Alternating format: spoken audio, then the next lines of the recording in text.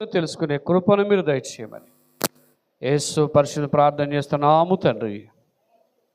ఆమేన్. అందరూ కూర్చుందాం.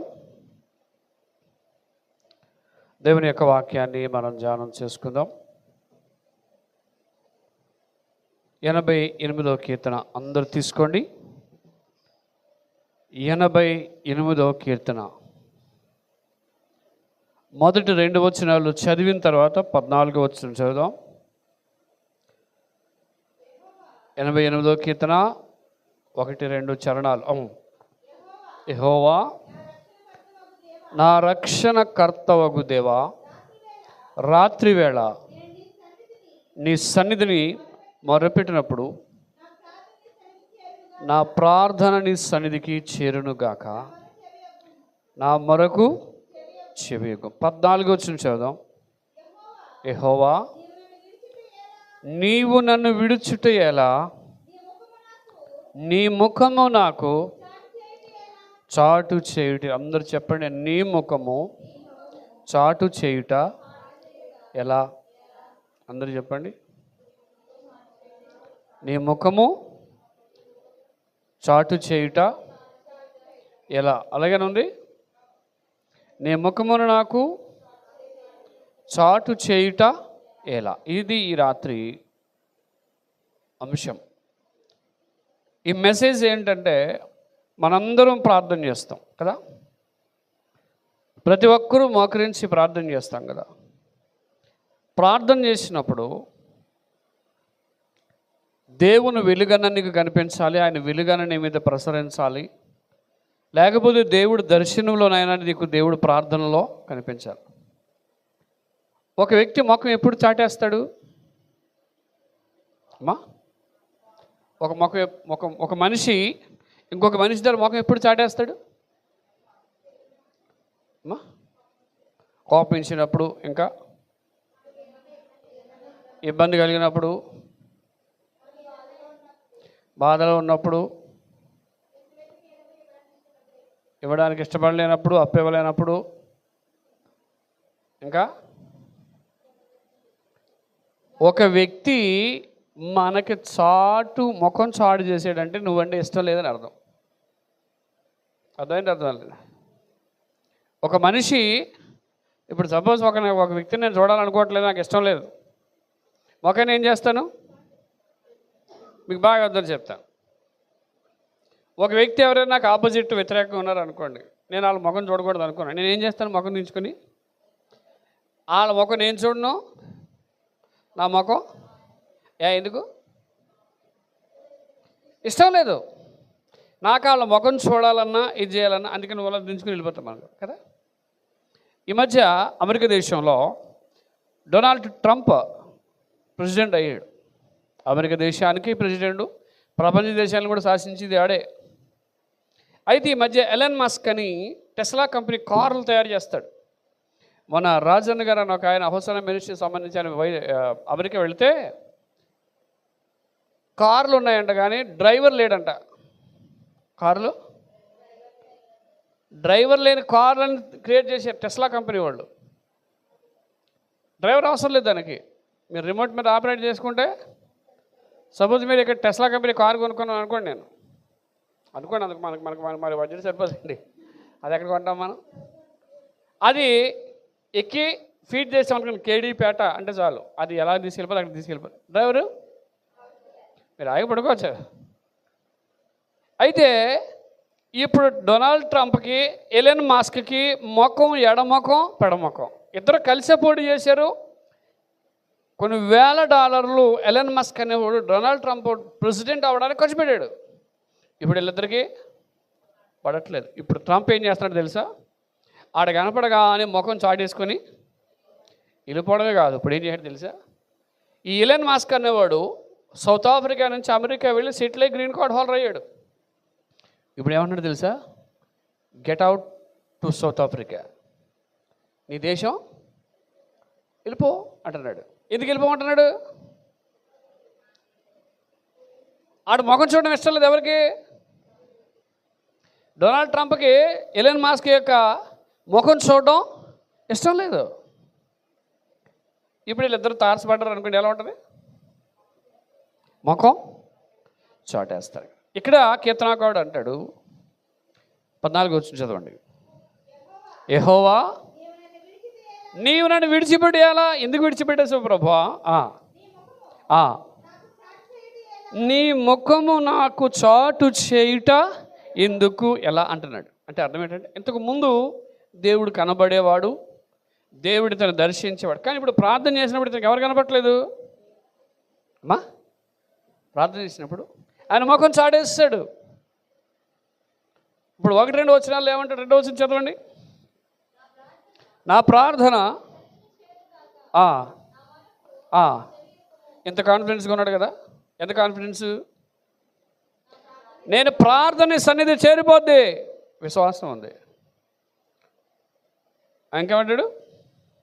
నా మొరకు నువ్వు చెవి యొగ్గు, ఎంత కాన్ఫిడెన్స్గా ఉంది. పై వచ్చాడు, నా రక్షకర్త దేవా నేను నీ సన్నిధిని మొర్ర పెడితే వచ్చేస్తుంది, ఎంత కాన్ఫిడెన్స్గా ఉన్నాడు. కానీ కిందకు వచ్చేసరికి ఏమంటాడు అంటే అర్థం ఏంటంటే, మోకరించాడు. ప్రార్థన చేద్దామని మోకరిస్తే ఎవరు కనపట్లేదు ప్రార్థనలో? మిమ్మల్ని ఒకటి అడుగుతాను, ప్రార్థన చేసేటప్పుడు మీరు మోకరించారనుకోండి, రకరకాల ఆలోచనలు వస్తుంటాయి, రావా అమ్మా?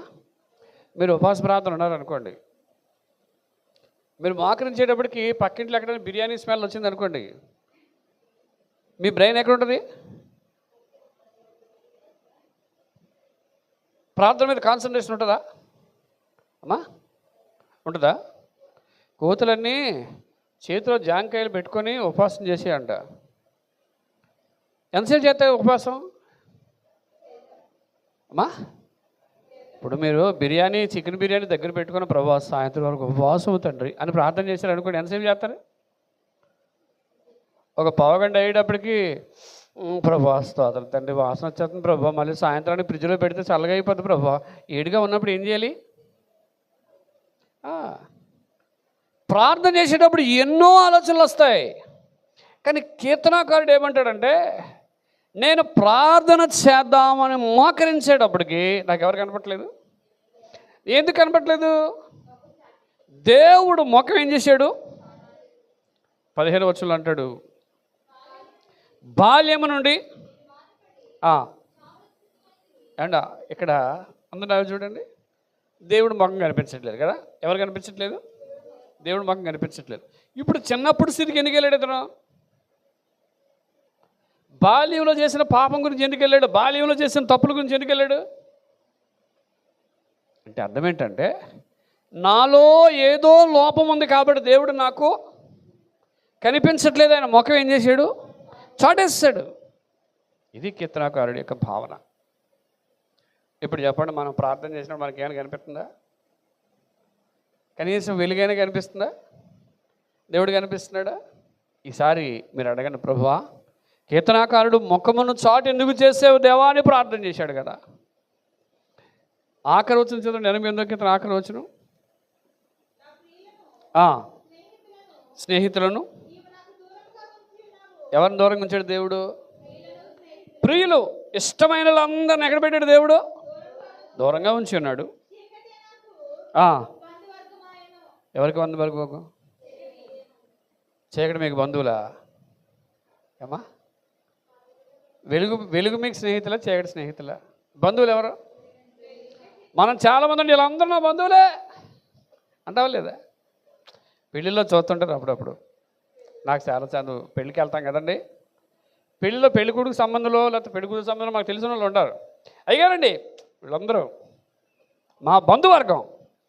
ఏ వర్గం? వాళ్ళందరం అవ్వలే. కానీ కీర్తనాకారుడు ఏమంటాడు? దేవుడు తన ముఖమును చాటు చేసేస్తే ఎవరు బంధువులు అయిపోయారు అమ్మా? ఒక అతను పిల్లిని పెంచుకున్నాడట. ఎవరిని పెంచుకున్నాడు? పిల్లే నా ఫ్రెండ్, పిల్లే నాకు బంధువు అంటాడంట. ఎవరు? వీడికి ఏ బాధ కలిగినది ఎవరితో చెప్తాడు అమ్మా? అప్పుడప్పుడు మనం కూడా బాత్రూంలోకి వెళ్ళి ఏడ్చిన రోజులు లేవా? అప్పుడప్పుడు మనమే గోడ దగ్గరికి వెళ్ళి ప్రభువా నా బాధలు ఉందని గోడ దగ్గరికి వెళ్ళి చెప్పుకునే స్థితి లేదా? అప్పుడు నీకు బంధువులు ఎవరు? గోడే. చీకటి నాకు బంధువర్గం ఆయును అన్నాడు. 13వ వచనం, 88 క్రితం 13వ వచనం. యెహోవా నేను నీతోనే, ఎంత కాన్ఫిడెన్స్గా ఉన్నాడండి, నేను నీతోనే. మరి దేవుడు నీతోనే మనవి చేస్తానంటే నా ప్రార్థన అంటానంటున్నాడు, కానీ మొఖం ఏమైంది అంటే వీళ్ళు ఏదో లోపం ఉంది. 17వ వచనం, నీళ్ళు ఆవరించినట్లు. ఎందుకు ఆవరించాయి? నా వైపు చూడండి, చుట్టూ నీళ్ళు మీ చుట్టూ ఉన్నాయనుకోండి, మీకు ఊపిరాడద్దా అమ్మా? ఊపిరాడద్దా? ఏమవుద్ది అప్పుడు? నీళ్ళు ఎక్కువ ఉంటే పర్లేదు చెప్పండి అమ్మా, మనం చేపలం కాదు నీటిలో ములిగేసి పైన వెళ్ళిపోవడానికి. చుట్టూ నీళ్ళు ఆవరించినట్లు ఆవరిస్తే దేవుడి ముఖం చాటేసేసాడు. చీకటేం బంధువర్గం అయిపోయింది. ఈ కీర్తన అంతా కూడా అలాగే చెప్తాడు. మొత్తం ఈ కీర్తన అంతా మీరు చదివితే ప్రార్థన గురించి చెప్తాడు. కానీ 16వ వచనం, నీ కోపాగ్ని, నీ మహాభయములు. ఏ భయం అండి? ప్రార్థనలో ఎంత కనిపెడుతున్నాడు. నాకు ఎందుకు దేవుడు ముఖం చాటేసాడంటే ఆయన కోపాగ్ని నా మీద, ఆయన మహాభయము. దేవుడు అప్పుడప్పుడు భయపిస్తుంటాడు మనల్ని, కానీ కొంతమంది భయం పడరు. ఏం పడరు? దేవుడు అంటేనే భయం లేదు. కీర్తనాకారుడు అంటాడు, నా ముఖము చాటేశాడు దేవుడు, నా ముఖమును చాటేసావు అని చెప్పేసి ఆయన పోరాటం చేస్తున్నాడు. దేవునికి స్తోత్రం. హల్లెలూయా, హల్లెలూయా, హల్లెలూయా. 7వ వచనం ఎలా ఉందండి? దేవుడి కష్టాలు మన మీద ఎలా ఉంటాయి? బరువుగా ఉంటాయి.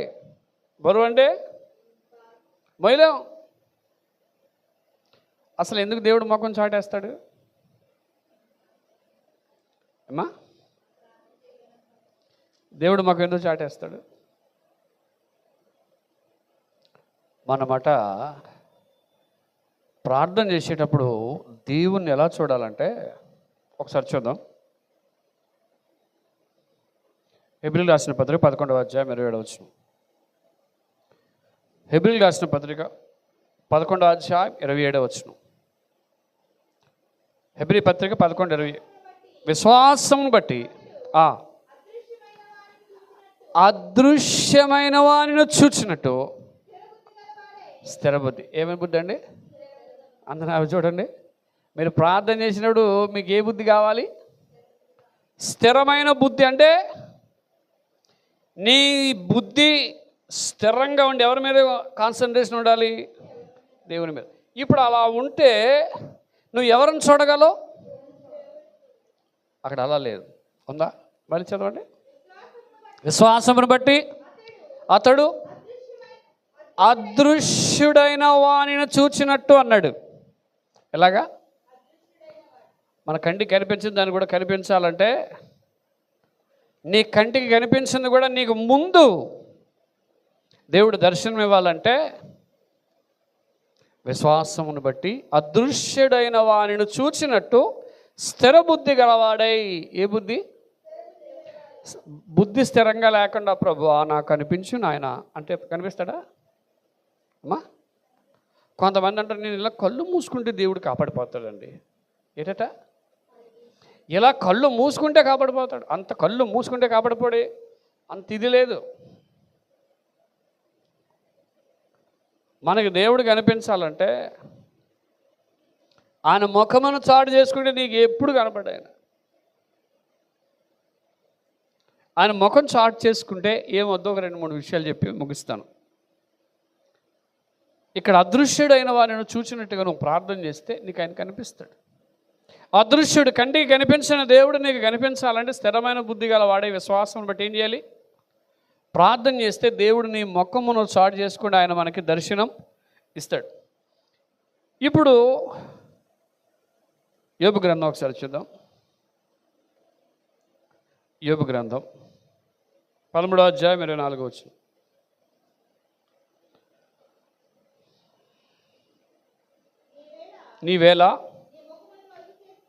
నీవేళ నీ ముఖమును మరుగు చేసుకొంటివి అన్నాడు. 29వ వచనం కూడా చూడండి. 29, 20 అందరూ చూడండి. ఆయన 25 చదవండి, 26 కానీ. అక్కడ చూడండి, ఆయన ముఖమును దాస్తే ఎవడు చూడగలడనే మాట ఉంటుంది అక్కడ. 34 ఏమన్నా 34లో 34 అధ్యాయంలో ఉంటుంది చూడండి. యోబు గ్రంథం 34 29వ వచనం లేదా? మరి 29వ వచనం కదా నేను చెప్పాను. 34వ అధ్యాయం మీరు ఇప్పుడు ఎంత చదివారు? ముందు 34, 24 చదివారు. సారీ 13, 24 చదివారు అంతేనా? ఓకే. 34, 29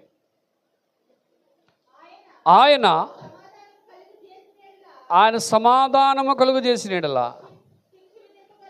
శిక్ష విధింపగలవాడెవడు? ఆయన తన ముఖమును దాచుకొనిన ఎడల ఎవడన్నా చూడగలడా? ఆయన ముఖమును దాచుకుంటే ఎవడన్నా చూడగలడండి? చూడలేడు. ఆయన సమాధానం ఇస్తే శిక్షించగలిగినాడు ఎవడు?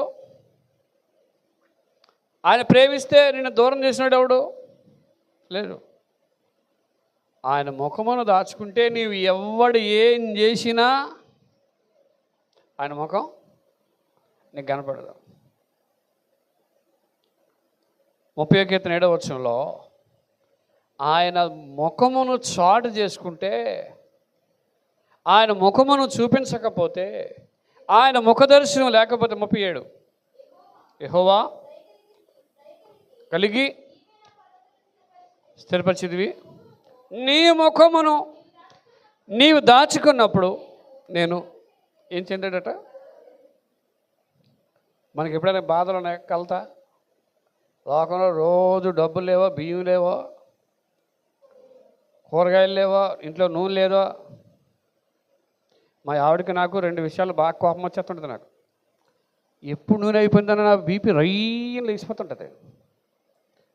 మా ఆవిడ నీళ్ళేస్తుందో నూనె వేస్తుందో తెలియదు, ఫస్ట్ పోసేస్తుంటారు. ఒక్కోసారి నూనె అంతా వేయకానంటే మీకేం పని ఎక్కడ, మీ గదిలోకి వెళ్ళి చదువుకోను, ప్రార్థన చేసుకోను అంటది. మా ఇంట్లో పడింది మా ఇద్దరికి అదే నూనె. డబ్బాలు తెస్తుంటారు, డబ్బాలు పోసేస్తుంటారు. కాబట్టి ఇక్కడ కలత ఎప్పుడు వచ్చింది? దేవుడు తన ముఖమును చాటు చేసుకుని దాచితే భక్తుడికి ఏమొచ్చింది? కలత వచ్చింది. మనకు ఆ కలత ఉందా? మనకు ఆ బాధ ఉందా? అయ్యో దేవుడు నాకు కనిపించలేదు, దేవుడు నన్ను దర్శించలేదని బాధ ఉందా? 44వ కీర్తన 24వ వచనం. 44, 24వ వచనం. నీ ముఖమును పరిచినావు,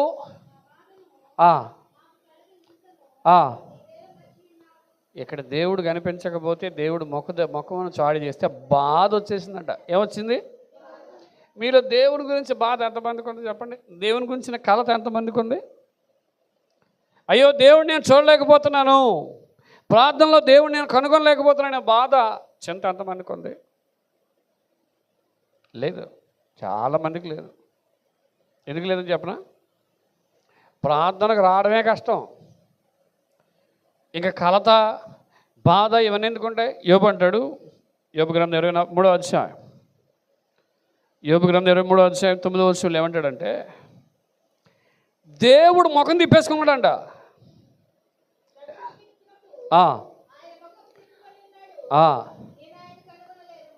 చూడండి అందరూ, అమ్మా ఒకసారి అందరూ, దేవుడు ఎటువైపు తిప్పుకున్నాడు ముఖం? అమ్మా దక్షిణ తట్టు. దక్షిణం అంటే ఎటు ఉంది మీకు? మీరు ఇప్పుడు ఎటు ఉన్నారు? దక్షిణం మీకు ఎటు ఉంది? అది తూర్పు, ఇది పడమర, ఇది ఉత్తర, అంతేనా? ఉత్తర దక్షిణాలు ఎటువైపు ఉంది? ఇప్పుడు దేవుడు మాకు ఎటు సైడ్ ఉందట అమ్మా? చెప్పండమ్మా. దక్షిణమా? ఓకే ఓకే, ఇటు సైడ్ దక్షిణం, ఇటువైపు ఉత్తరం అనుకుందాం. మనకి అప్పుడప్పుడు ఈస్ట్ ఫేసింగ్లో అయితే తెలియదు, మనకు క్రైస్తవులం కదా. ఈసు ఈ మూల ఆ మూల మనకు తెలియదు మనకి, ఎందుకంటే మనకి అది పట్టింపు ఉండదు కాబట్టి. నన్ను చాలామంది అన్నారు, ఏమంటే అక్కడ ఆ మొల చెట్టు ఉండకూడదండి, ఆ మొల చెట్టు ఉంటే అన్నీ ఎలాగే అయిపోతాయండి అన్నారు.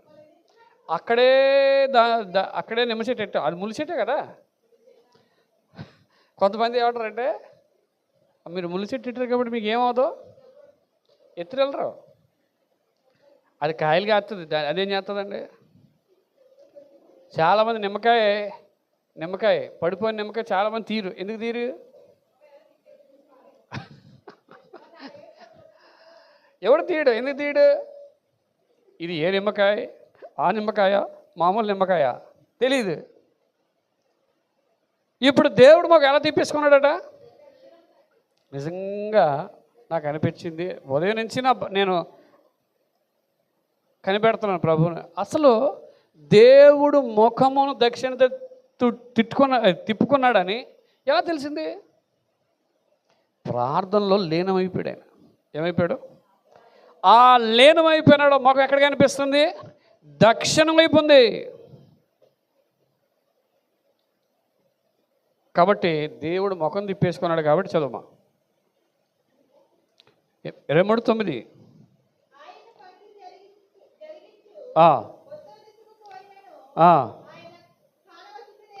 ఎందుకు కానవచ్చట్లేదు? ఎందుకు అనుకోవట్లేదు? ఎందుకు కనపట్లేదు?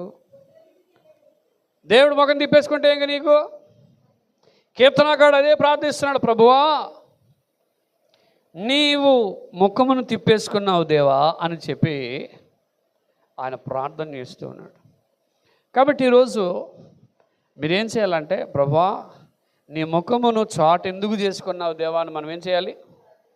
ఇప్పుడు చెప్పండి, మీరు ప్రార్థన చేసినప్పుడు దేవుడు కనిపిస్తున్నాడా అమ్మా?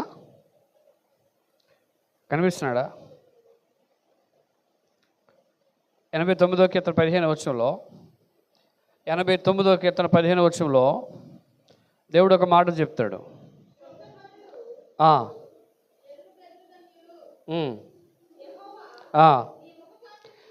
నీ ముఖకాంతిని చూసి, ఏ కాంతి అండి? దేవుని ముఖకాంతిలో వారు నడుస్తున్నారట.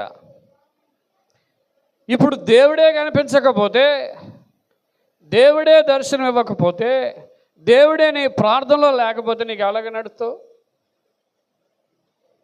ఈరోజు చాలామంది జీవితంలో దేవుడు లేడు, దేవుడు భయం లేదు. అక్కడ అంటాడు, నీ ముఖమును దాచి, ఆయన ముఖములో, ఆయన ముఖకాంతిలో ఏం కనపడుతున్నాయి? నడక. నువ్వు ఎలా నడవాలి? 90వ కీర్తన 6వ వచనంలో కూడా, 90వ కీర్తన 6వ వచనంలో ఏమంటాడంటే,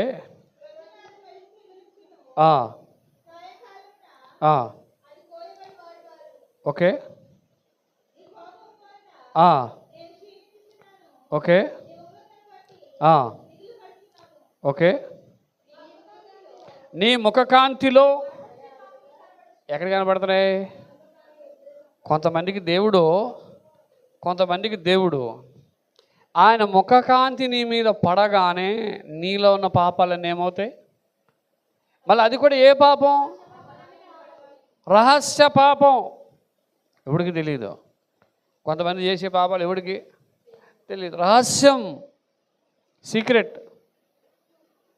ఇప్పుడు దేవుని ముఖకాంతి మనకు కనిపించాలి. ఏం కనిపించాలి చెప్పండి? కీర్తనకారుడు ప్రార్థించాడు, ప్రభువా నీ ముఖమును ఎలా చాటు చేసుకుని. ఒక 2 విషయాలు నేను చెప్పి ప్రార్థన చేస్తాను. 2 విషయాలు. మనము దేవుని ముఖము చూడాలంటే ఏం చేయాలో చూద్దాం. యోబు గ్రంథం 33వ అధ్యాయం.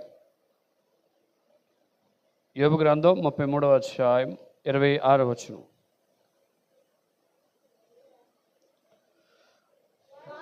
వాడు దేవునిని బతిమాలు కొనిన ఎడల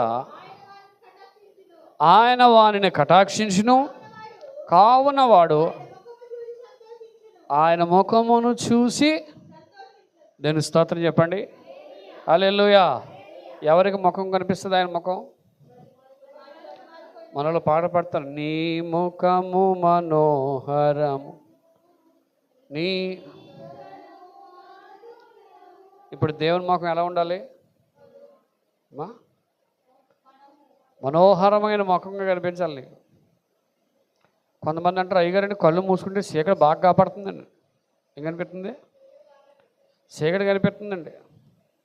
ఒక ఆవిడ కొత్తలో ప్రార్థన చేయించుకుని, అయ్యగారండి గుండెల మీద కూకుండా నొక్కేస్తుందని పేకనిది. ఎవరు నొక్కేస్తున్నారు? సైతాన్ నొక్కేస్తుంది.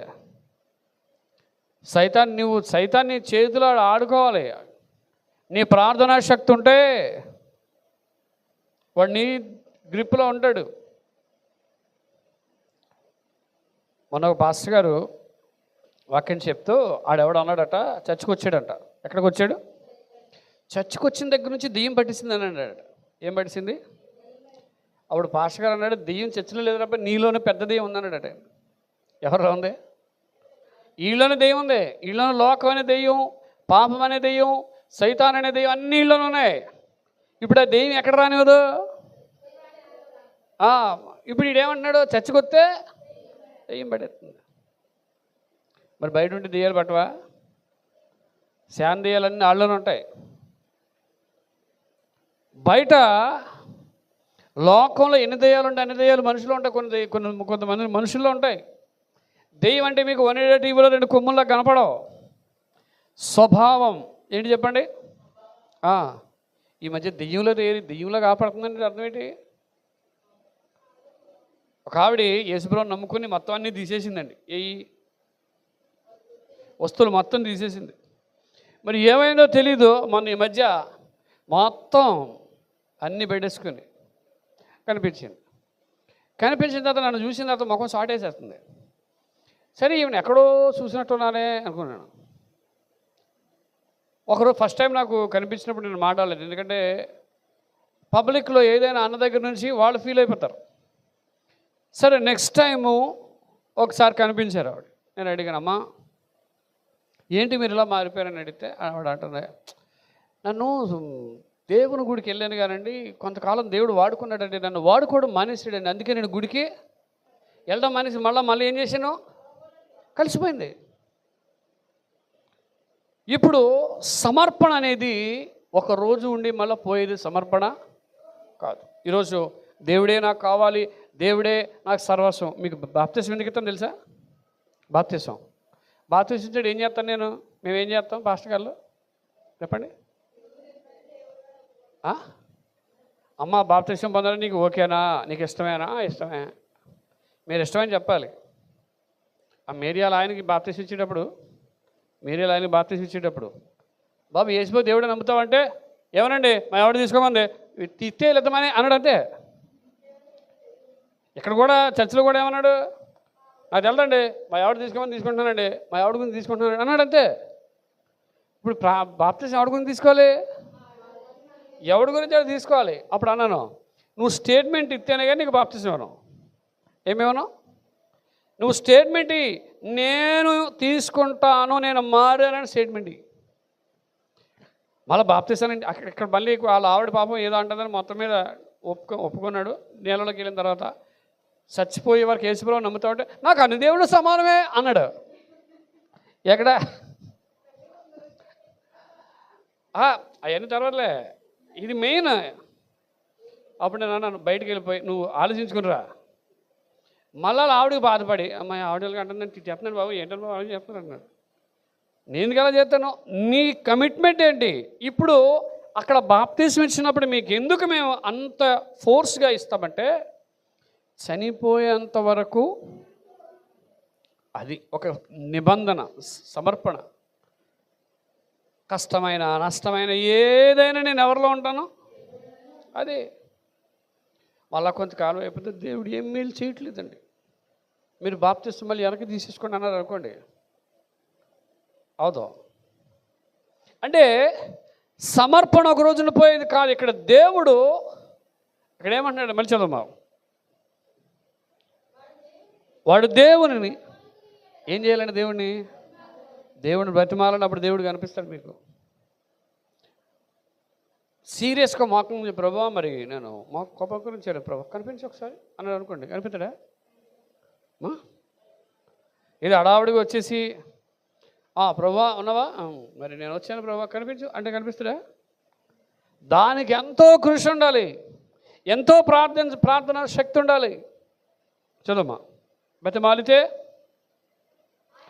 కటాక్షించును, కావున ముఖము చూసి అప్పుడు సంతోషం వస్తుంది. దేవునికి స్తోత్రం చెప్పండి. లేకపోతే కీర్తనాకారుడిని ముఖమును చాటు చేసేవాడు, ప్రభువా నా బాధలు ఎన్ని ఉన్నాయి ప్రభువా, నా చీకటి బంధువర్గం అయిపోయింది ప్రభువా అని ప్రార్థన చేయడానికి కారణం ఏంటంటే దేవుడు కనిపించలేదు. దేవుడు కనిపించగానే ఆ ముఖము ఎప్పుడైతే కనిపించింది ఏమొచ్చింది? సంతోషం వచ్చింది. దేవునికి స్తోత్రం చెప్పండి. హల్లెలూయా. ఈ రోజు నుంచి మీరు ఒక వేట అంటే ప్రార్థనలో ప్రభువా నీవు నాకు కనిపించు, దర్శనం ఈ ప్రభువా, బతిమాలను దేవుణ్ణి, ఆయన ముఖమును చాటు చేసుకోడు. దేవునికి స్తోత్రం. హల్లెలూయా, హల్లెలూయా. ఇంకొక రిఫరెన్స్ మాత్రమే చూపించి నేను ప్రార్థన చేయాలని ఆశపడుతున్నాను. 77వ కీర్తన 1వ వచనం. వీలైతే ఆదివారం దీని మీద ఇంకా కొంత వివరణ ఇస్తాను. 77వ కీర్తన 1వ వచనం. ప్రభువా ప్రభువు నిత్యము విడనాడునా, ఆయన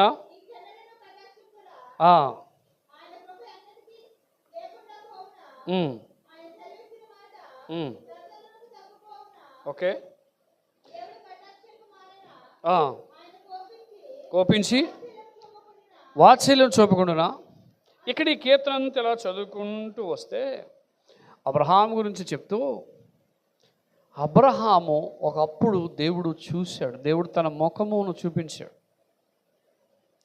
దేవుడు తన ముఖమును చూపించాడు, ఓపికతో ప్రార్థన చేశాడు. ఆయన కోపించుచునే వాత్సల్యం చూపే దేవుడు. ఆయన కోపం వస్తుంది. దేవుడు కోపం రాదన్న వాళ్ళు చేయొద్దండి అమ్మా. దేవుడు కోపం ఉంది, కానీ ఆయన కోపించుచునే వాత్సల్యమును చూపుకుండునా అంటాడు. దేవునికి స్తోత్రం చెప్పాడు.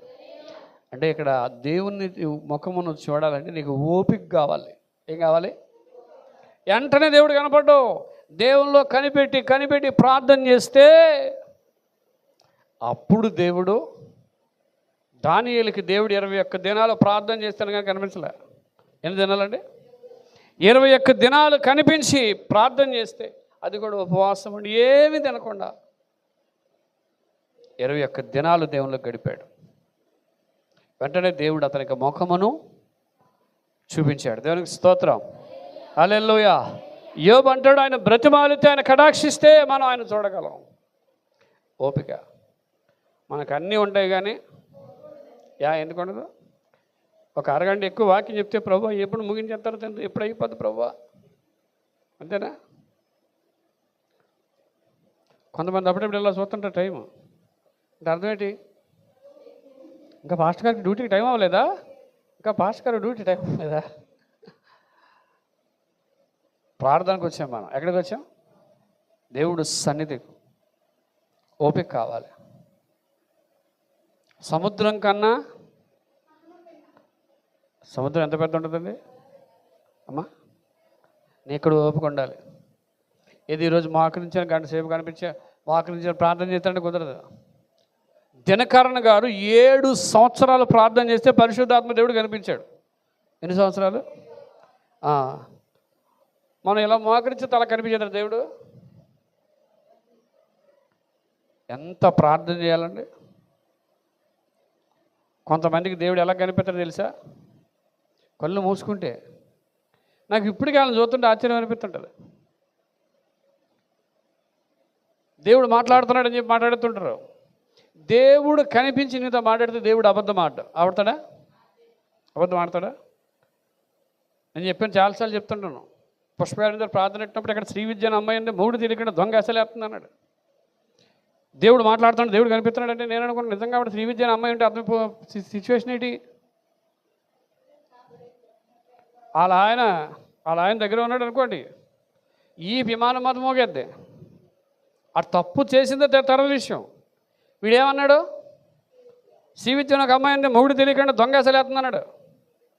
ఆ అమ్మాయి లేదు కాబట్టి మనం బతికిపోయాం. దేవునికి స్తోత్రం. ఉండుంటే నేను అప్పుడే వదిలేవాడిని కాదు. ముందు ఆడెవడో చెప్పు, ఆడెప్పుడు చూడు ఇలా తప్పు చేస్తుందని చెప్పినాడు. ఆ పేరు కూడా చెప్పలేదు దేవుడు. చెప్పడా? కొన్ని ప్రవచించవలసి ఉంటాయి, ప్రవచింపకూడనే ఉంటాయి. మీకు ఎందుకు చెప్పానంటే కళ్ళు మూసైతే దేవుడు కనపడ్డా. మీకు ఎందుకు చెప్పాలనుకుంటున్నాను, దేవునిలో దేవుళ్ళు గడుపుతూ ఉంటే దేవుడు ఆశీర్వాదం ఇస్తాడు. దేవునికి స్తోత్రం. హల్లెలూయా. ఈ సబ్జెక్ట్ని ఇంకా ఆదివారం నేను ఇంకా డీటెయిల్డ్గా చెప్తాను. చాలామంది బైబిల్లో కనిపెట్టి దేవుణ్ణి చూసిన వాళ్ళు ఉన్నారు. వాళ్ళందరి కోసం, వాళ్ళందరూ దేవునిలో ఎలాగ దేవుని ముఖం చూశారో 7 విషయాలు ఉన్నాయి. మీకు ఇప్పుడు 2 చెప్పాను, ఇంకా 5 ఉన్నాయి. ఆదివారం చెప్తాం. దేవుడు అట్రీతిగా మిమ్మల్ని అందరూ దీవించి ఆశీర్వదించునుగాక. ఆమేన్. కొంచెంసేపు ప్రార్థన చేద్దాం. అందరూ మోకరించండి. పాస్టర్ గారు ప్రార్థన నడిపిస్తారు. దట్స్ అందరూ మోకరించి కొంచెంసేపు ప్రార్థన చేద్దాం.